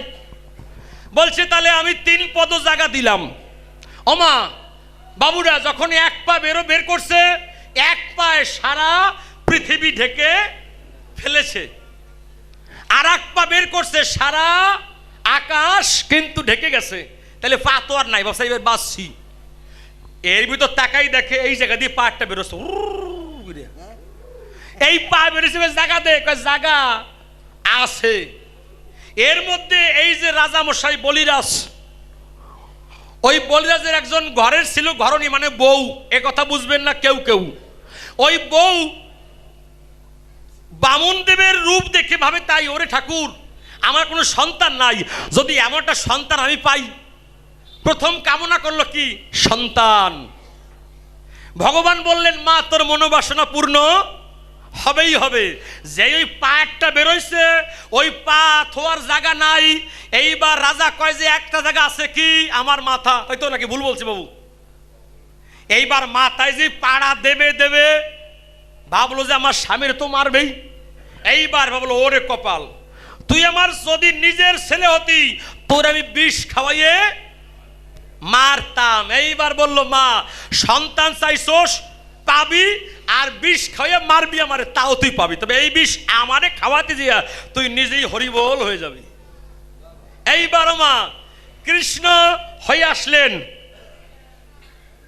আর ওই যে রাজার স্ত্রী উনি হলেন কে? এই যে আমার পুতনা, বোঝো শোনা, পুতন হইছে ওই রাজার বউ। আর আমার দয়াল আসছে কি হয়ে? কৃষ্ণ হয়ে। এইবার কৃষ্ণকে যখন দুধ খাওয়াতে যায় পুতনা, যখন বিষ্মা খাইয়ে খাওয়াতে যায়, ওই সন্তান হিসেবে আসলো আর এক টান দিল। কি হলো বাবা? বাইসে ছিল না মরে গেল? দোষ কি আমার না ওর নিজের দোষ? বলেন। এইবার কয় কৃষ্ণ কথা মানো, পঞ্চ পাণ্ডব এক ধারে, 100 ভাই এক ধারে, 100 ভাইয়ের 100 বউ, 100 ভাই মরে গেছে, বোঝেন? এতে ওর দুঃখ নাই। 100 ভাই মরছে, কোনো দুঃখ নাই। দুঃখ কোন জায়গায়? ও কাকা 100 বউ কেন বিধবা হয়েছে, এই না দুঃখ? বাবু রাগ করবেন না। তো ডাক্তারের কাছে গেছে এক রুগী। রুগী যে কয় ডাক্তার মশাই, ও ডাক্তার কি? কয় ডাক্তার মশাই আমার ঘন ঘন আম পড়তেছে। আম চেনেন তো? আম, আম কি মাসে হয়? জ্যৈষ্ঠী মাসে। এ তো ফাল্গুন মাস। কয় আমার খুব ঘন ঘন আম পড়তেছে। ডাক্তার কয় যদি আম পড়ে তার দুধ দিয়ে গোলাই খাই ফেলাও। কয় ডাক্তার মশাই সে আম না, এলো আমার পায়খানার আম। ভাবলাম ফজলি আম, তুই কত পায়খানার আম। আমার নারদের ও জায়গায় লক্ষ্য নাই। আর লক্ষ্য কোন জায়গায়? আসল আমের দিক লক্ষ্য নাই, পঞ্চপাণ্ডবের নয়। 100 ভাইয়ের বউরা কেন বিধবা হলো? আচ্ছা রাগ করবেন না। রাবণ রাজা কারে হরণ করছিল? সীতারে। কোথায় রাখলো? অশোক বনে। আচ্ছা অশোক বনে রাখলো কারে? সীতাকে। যারা টিভিতে রামায়ণ দেখছেন, যারা রামায়ণ পড়েছেন, আমার কথা নেন, ওই সীতার আশপাশ দিয়ে কারা থাকতো? আমা রাক্ষসী, চেনেন তো? ওদের বড় বড় দাঁত, ওরে মোটার মোটা, আমার তা বড় বড় মোটা। আর হাতে কি থাকতো? খড়গ, দেখছেন না? ওরা ছিল কয়জন শোনেন মা? ওরা ছিল 100 জন। 100 জন ছিল রাক্ষসী। এইবার রাবণ বলল ইন্দ্রজিৎ রাম বধ হয় না কেন? বলছে শোনো বাবা, ওই রামের মায়ামুণ্ড এনে সীতারে দেখাও, ওইটা দেখলে যোগসূত্র কর্তন হবে, রাম বধ হয়ে যাবে। এইবার মায়ামুণ্ড নিয়ে এসে, ও সীতা তোর স্বামী মারা গেছে, এই দেখ মাথা, তুই একবার তোর শাখা ভাঙা সিঁদুর মুছে ফেল। সীতা কয় তাই? না না, আমার স্বামী এখনো মারা যায় না, আমার শাখা সিঁদুর এখনো জল জল করছে। বলছে না, ওই 100 রাক্ষসী বলছে শোন সীতা, তুই রাডি রাডি রাডি, মানে তোর স্বামী মারা গেছে, তুই বিধবা হয়ে গেছিস। আমার তখন ওই সীতা অভিসম্পদ দান করলেন। হে 100 রাক্ষসী, তোদের আমি অভিসম্পদ দিলাম, আমার স্বামী মারা যায় নাই, তবু তোরা আমাকে বললি বিধবা। 100 রাক্ষসীকে অভিসম্পদ দিলাম। ত্রেতার পরে দাপর হবে, তোরা হবি 100 কৌরবদের বউ, তোদের স্বামী অকালে মারা যাবে, আর তোরা বিধবা। কি তাহলে দোষ কি গোবিন্দের? এইবার আমার কয় কৃষ্ণ কথা মানো, 100 মানে 5 ভাইয়ের কয়টা বউ?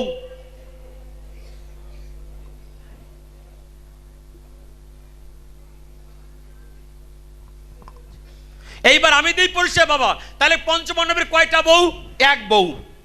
উনি কয় যে কটটুক শাখা ভাঙবে, কটটুক সিঁদুর মুছতে। বাবু রাগ করবেন না। আচ্ছা আমাদের মায়েদের জানা আছে, যদি কোনো মায়েদের আগে স্বামী মারা যায়, তাহলে মায়েদের শাখা সিঁদুর ভাঙা লাগে তো?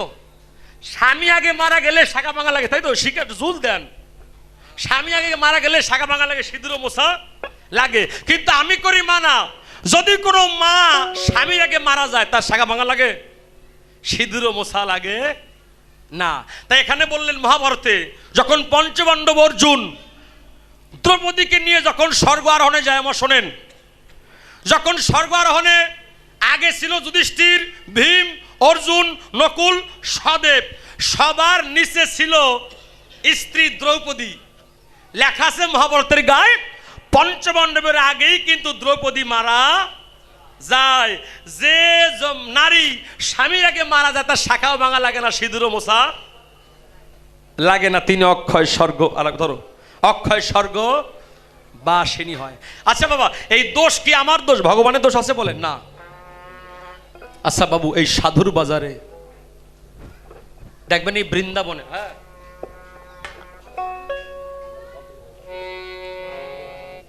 আচ্ছা বাবা, আমার সকলের চরণে নিবেদন, একটু হালকা রিভাব দাও। ওরে একদিন তোমার যেতেই হবে,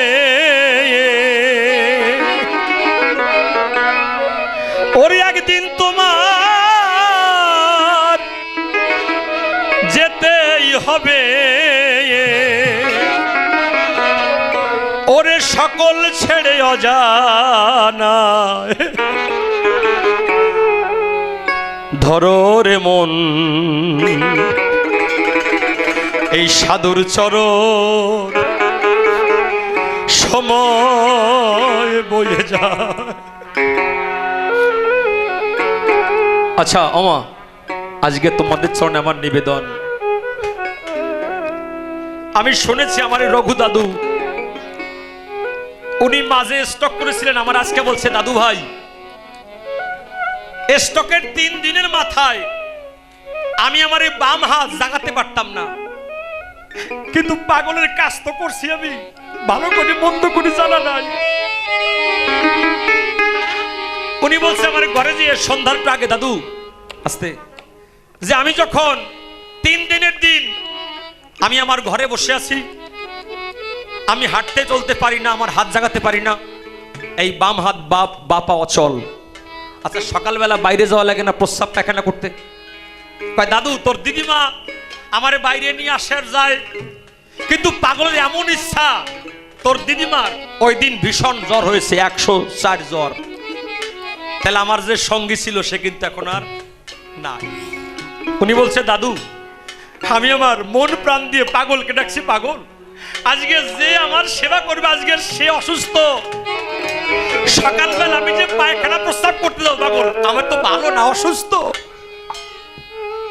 উনি বলছে, দাদু আমি কালুদা এই যে দাদার সার দোকানে আসছি, একটা সার আছে না, সার পাগলা সার কালো, ওই সারটা নাকি এখান দিয়ে হেঁটে যাচ্ছে। সকালবেলা উনি বাথরুমে যায় নাই, কেবল আইসে ঘুম থেকে উঠে বইছে, ওই সারটা যে আইছে, আমার দাদু নাকি ওই সারকে একটা রুটি দিছে, ওই সারটা শোনেন রুটি খেয়ে আমার দাদুর বাম হাতটা স্যার ওই পাশে নাড়াতে পারছে না, ওই হাতটা ওই কালো সারটা এনে ওই ওনার হাতটা নাকি তার জিহ্বা দিয়ে সেটে দিচ্ছে। পাশের লোকরা কয় আপনার চিন্তা নাই, আজকে পাগল ওই সারের ভিতর দেশে আপনার হাতের ব্যথা মিশ নিয়ে গেছে, আপনি সকালবেলায় ভালো হয়ে যাবে।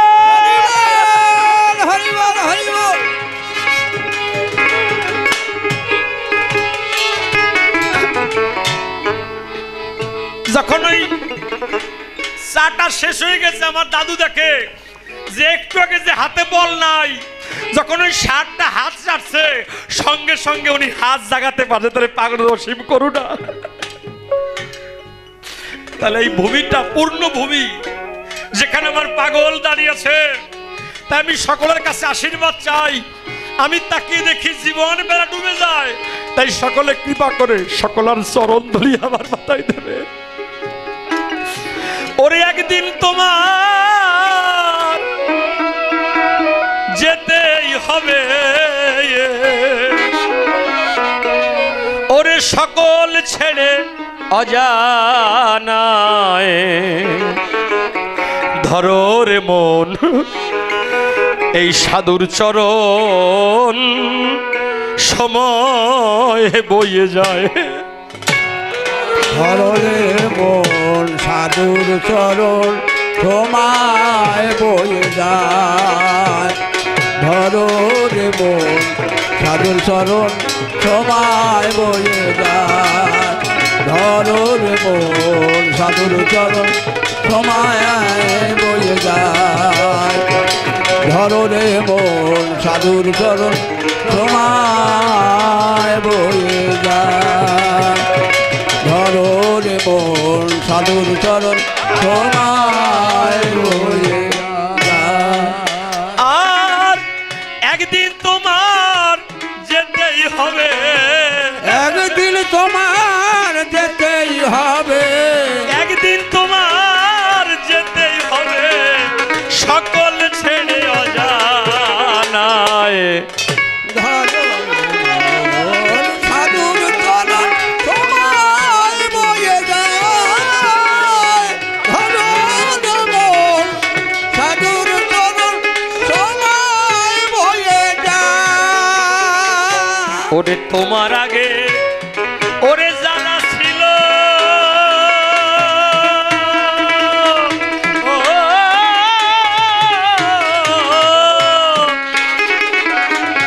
ও মনরে তারা ফাঁকি দিয়ে চলে গেল। এবার তোমার সময় হলো তরি কিনারায়। হায় হায় হয়ে কিনারা। ওরে তোমার আগে ওরে জানা ছিল, জানা ছিল ও মনরে তারা ফাঁকি দিয়ে চলে গেল। তোমার যাবার সময় হলো তরি কিনারা।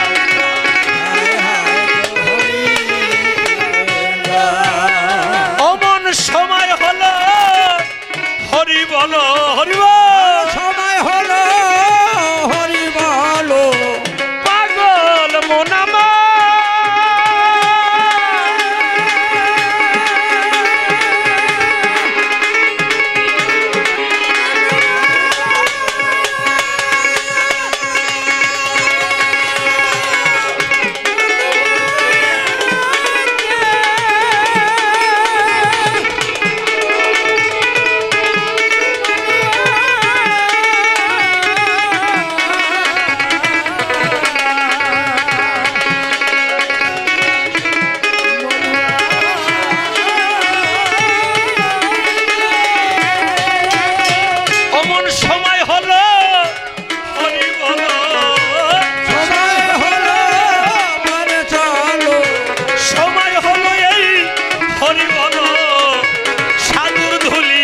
মাথায় হরি বল।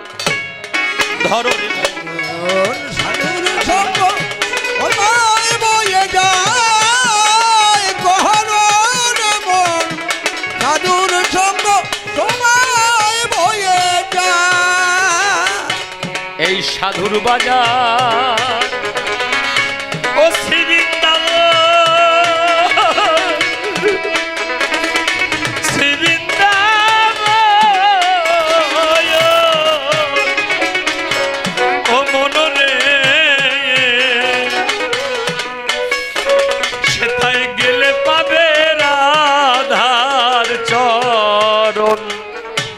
রাধা কৃষ্ণ দেবে দর্শন সাধুর মহিমায়।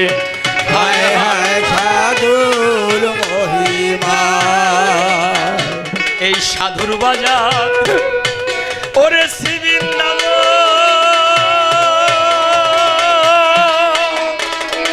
শ্রীবৃন্দাব হরি বল হরি বল। মনরে এই আর সেথায় গেলে পাবে রাধার চরণ। রাধা কৃষ্ণ দেবে দর্শন সাধুর মহিমায়। হায় হায় সাধুর মহিমা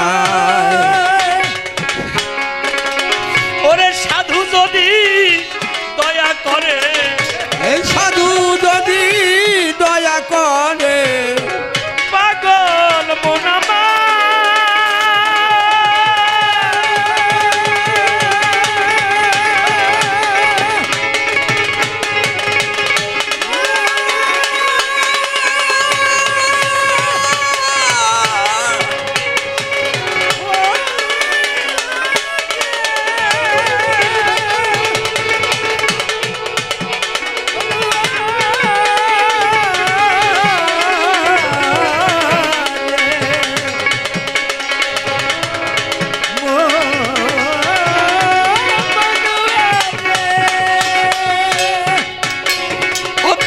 সাধু যদি দয়া করে, এই সাধু যদি দয়া করে ওই সাধু যদি তুই দয়া করে, রবে তুমি আস্থা আমার মন সাধুর সঙ্গ ধরো রে মন। সাধুর ইয়া বেরিব ও তোর যুগ ডুবে এলো ওরে জীবন বেলা,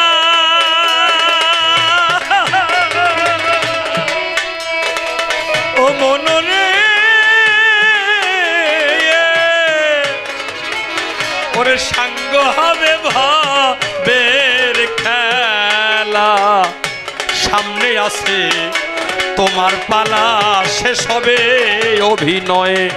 হায় হায় সে সবে অবিলয় ওই এই জীবন বেলা ওরে ডুবে গেল, হরি বল হরি বল হরি বল ও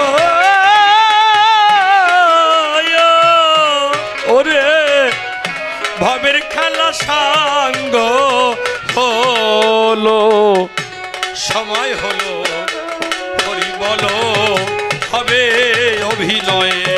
হায় হায় হবে অভিলয় ও তোমার আসিবে সমন ভেবে দেখো মন, আসিবে সবন ভেবে দেখো মন পাগল মন আমার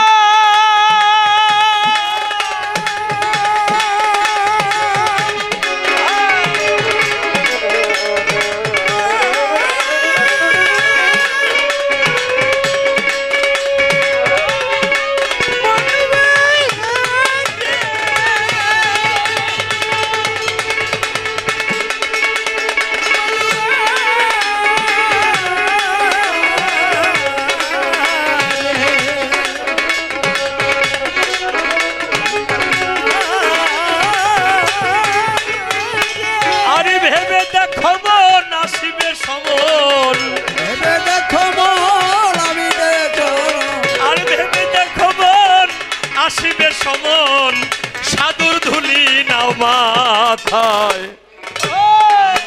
ধরো রে মন সাধুর চরণ আরে বইলা।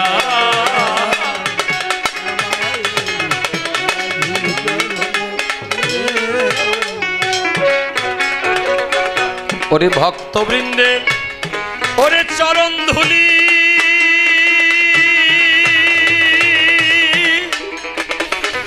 মন আমার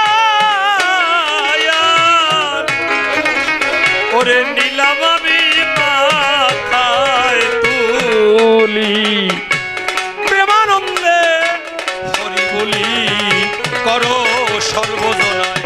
হায় হায় কহরো সর্বদয় এই ভক্তবৃন্দের ওরে চরণ ধুলি,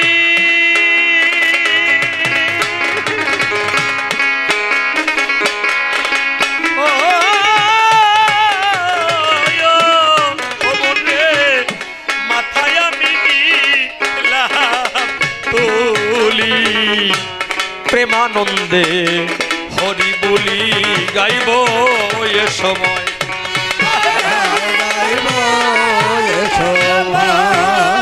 অধম পূর্বর নিবেদন সাই শ্রী চরণ, অপূর্ব করব নিবেদন চাই শ্রীচরণ যে কয়দিন মন দেহে রয়।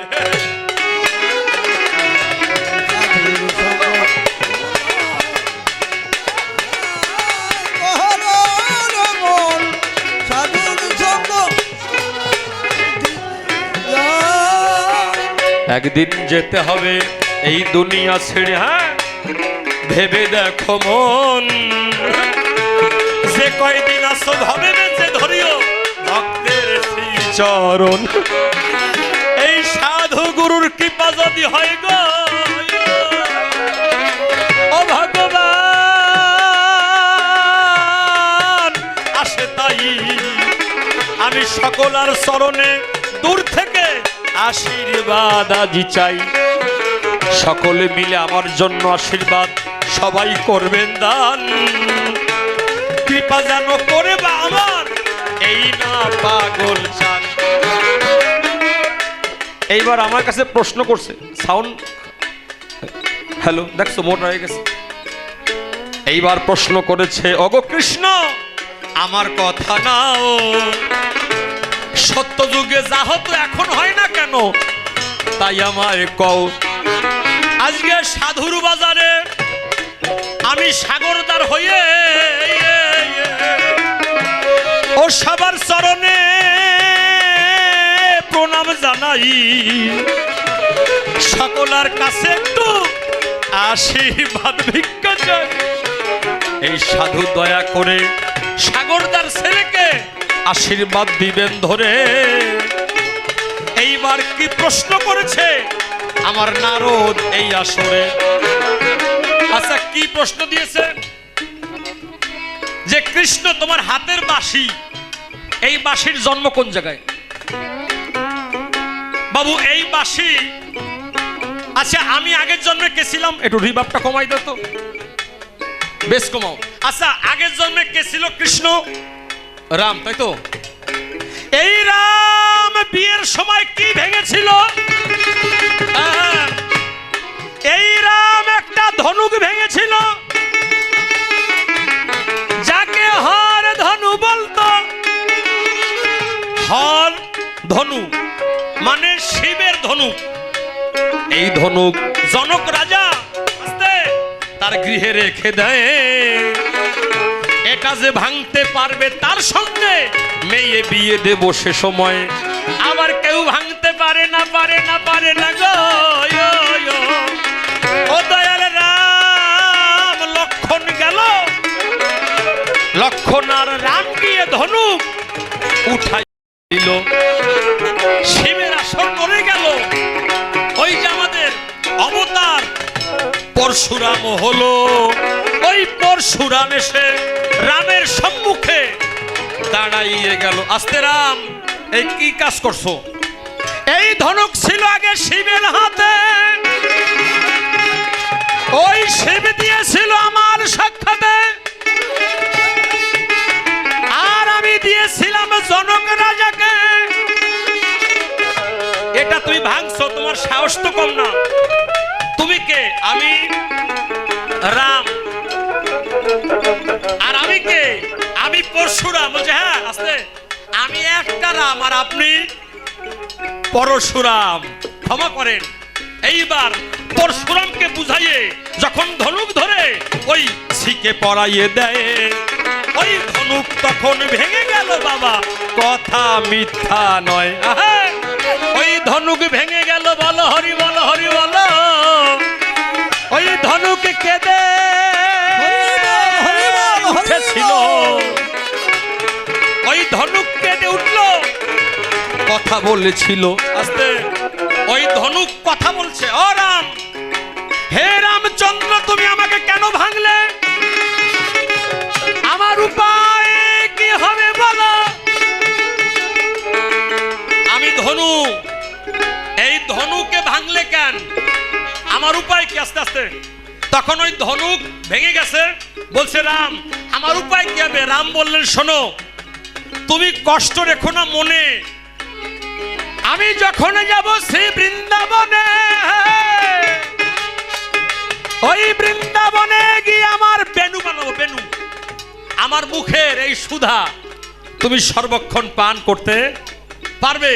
এ তো হাতে ছিল, আর এখন আমি আমার হাতের বেনু বানালাম। আমি যখন রাধা রাধা বলে বাঁশিতে ডাক দেব, আমার অধরের সুধা তোমারে দিয়ে যাব, আমার সুধা অধরের দেব আমি, তাই জানাই ওই যে ধনু বেনু হলো এইটা তোমায় বলে যায়। আস্তে আস্তে আমার এইবার নূতন প্রশ্ন দিচ্ছে, নূতন প্রশ্ন। কি প্রশ্ন? আসতে যে কৃষ্ণ কথা নাও, আগে মায়েদের ছেলে পেলে হাঁটতে পারতো, এখন পারে না কেন? বাবা তাহলে আগের, আস্তে রাখো, এখানে শুরু করবা।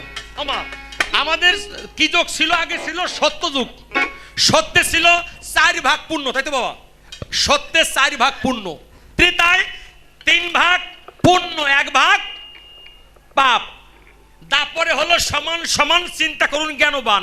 আর কলিতে বলির সভা তলে হয় বলিতে, ওরে বাপরে বাপ, 3 ভাগ পাপ আর 1 ভাগ পুণ্য, আর সব জায়গায় শূন্য। এইবার আমার শুনে যান, মায়েরা শোনেন, নূতন করে প্রশ্ন করছে। আগে মায়েদের ছেলে পেলে সত্যযুগে যখন মায়েরা সন্তান প্রসব করতো, মা তখন জন্ম নেওয়া মাত্র সন্তান হাঁটতে পারত। আগে সন্তান হাঁটতে পারতো কোন সময়? যখন আগের মায়েরা সন্তান জন্ম দিতেন। আরো মা, এখন মায়েদের অবস্থা কি? এখন মায়েদের সন্তান জন্ম দেওয়ার কয় বছর লাগে? নরমালে 6 মাস, 1 বছর লাগে না বাবু? 1 বছরের লিমিট দিছে, কিন্তু সন্তানটা হাঁটতে পারে না। আর গোবৎস মানে গরুর বাছুর, আগে হাঁটতে পারতো না, এই কলিতে হাঁটতে পারে কেন? এই প্রশ্ন করছে আমার নারদান। আচ্ছা বাবা, আমরা ফাগুন মাসে কি পূজা দেই? ফাল্গুন মাসে না দেই না পূজা? ওরা কি পূজা কয়? গরুর, হ্যাঁ কি যেন কয়, হ্যাঁ গোরক পূজা কয় নাকি, নাকি ভগবান জানে। তাহলে গো মাতার পূজা দেয়, গো মাতার পূজা। আরে কি ডাল দিয়ে পারো না, ডাল কি জানো, ওই বিয়ে লাগে। আচ্ছা বাবা, এইবার ওই গোমাতা, সত্যযুগে গোমাতা একবার এক গৃহে ছিল। ওই গৃহের মালিক গোমাতাকে ভালোবাসতো, গোমাতা দুধ দিত। এখন গোমাতা দুধ দেয়, মালিক ভাবে তাই এই দুধ তুই দিস, এই দুধ বিক্রি করে আমি আমার সংসার ভালোভাবে চালাবো। কিন্তু মা কয়েক বছর পরে দুধ দেওয়া বন্ধ হয়ে গেছে। আর কি আদর আছে বাবু? আপনার কামাই যতক্ষণ আদর, ততক্ষণ কামাই থাকবে না, সংসারে কেউ আর ভালো বাসবে না। এইবার দুধ দেওয়া বন্ধ হয়ে গেছে, ওর আদরও কমে গেছে। এইবার বাবা ওই গোমাতাকে ওই মালিক গভীরভাবে আঘাত করলে, এমন মারা মারছে মা, ওর পিঠ ব্যথা বানাই ফেলেছে। ওই গোমাতারে গভীর বনে নিক্ষেপ করছে। ওই গোমাতা গভীর বনে গিয়ে চোখের জল ছেড়ে কাঁদতেছে, আর বলছে, হে দয়াল দীনবন্ধু কথা নাও, আজকে আমার কেউ নাই, যে মালিক ছিল সেও মেরে পাঠাই দিছে, একবার আমায় দেখা দিয়ে আশীর্বাদ দান করো। বাবু ডাকার মতো ডাকলে আমার ভগবান আসে না? ভগবান বিষ্ণু এসে দাঁড়িয়েছে। ভগবান বিষ্ণু, বিষ্ণু বলছে, গোমাতা কি চাও? গোমাতা বলল, তাই আমি যা চাই তা কি পাবো? পাবে। আমি চাই আমি যা বলবো তাই যেন পূর্ণ হয়। আশীর্বাদ দিছে গোমাতার মাথায়, কে? বিষ্ণুদেব। তুই যা কবি তাই হবে। এইবারই গোমাতা গভীর বন্দি হাঁটতেছে।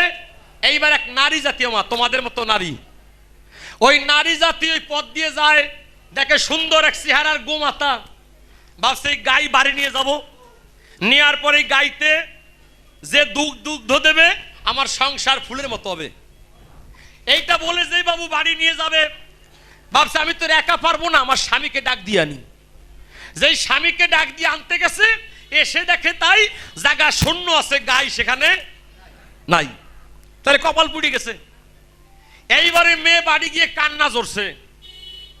এইবারে গোমাতা বলছে, হে দয়াল কথা নাও, এইবার আমি মা হব, আমারে আশীর্বাদ দাও। আগে বলছিল যা চাও তাই হবে।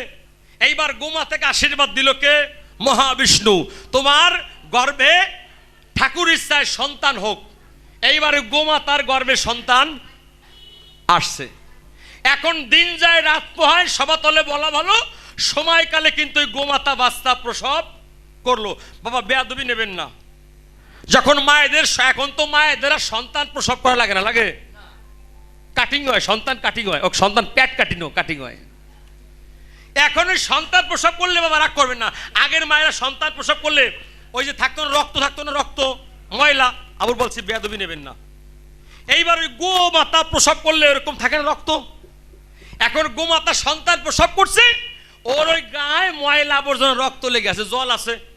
যেই কেবল বাচ্চা গোমাতা প্রসব করছে, ওই যে সেই নারী যে কেবল গেছে ঘুরি, ও এসে দেখতে পায় যে বাচ্চা প্রসব করছে, বা আনন্দে ও লাফায়, আহা একা গায়ে নিতাম, এখন ডাবল পাইছি বোনাস।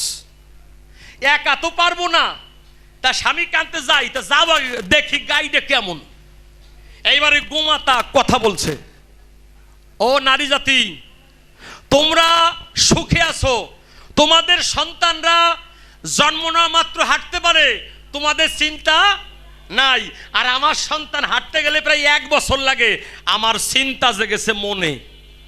এই বনে হিংস্র জন্তু আছে, বাঘ আছে, একটু পরে আমার সন্তানকে দেখলে সন্তানকে খেয়ে ফেলবে। নারী কথা নাও, একবার তুমি ধরে আমার সন্তানকে আমার পিঠে উঠাইয়ে দাও, আমি গভীর বনে যাই। ওই নারী খাইয়ে কাজ নাই, তোমরা তো কপাল পোড়ন জাত, আমাকে সন্তানরা পরে হাঁটতে পারে দেখো না, আর তোমরা এত খারাপ, তোমাদের সন্তান জন্ম দেওয়ার পরে হাঁটতে পারে না, প্রায় 6 মাস লাগে। এইবার ওই ময়লা অবস্থায় তোমার ছেলেকে আমি তোমার কাঁধে দিতে পারবো না মা। তখন অভিসম্পদ দিলেন কে? সেই গোমাতা। হে দয়াল, তুমি আমার কথা নাও মহাবিষ্ণু, আমাকে আশীর্বাদ দান করো। আজকে এই নারী সন্তান হাঁটতে পারতে অহংকার, আজ থেকে নারী জাতির সন্তান যেন আর 6 মাসের আগে হাঁটতে পারে না, আর আমার সন্তান যেন এখনই হেঁটে আমার পিঠে উঠতে পারে।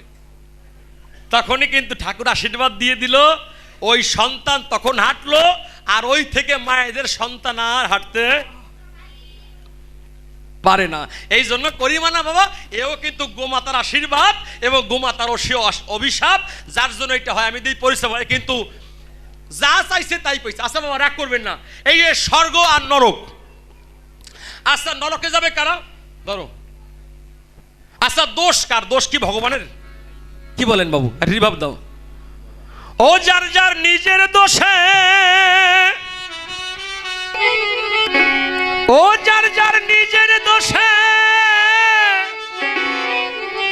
ও যার যার নিজের দোষে, সেই তো দোষী।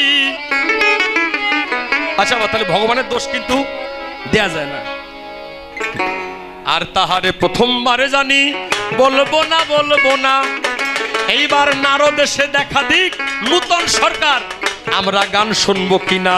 আমাদের আনন্দবাবু পাইকগাছার সরকার হয়, আসরে আসুক তাই।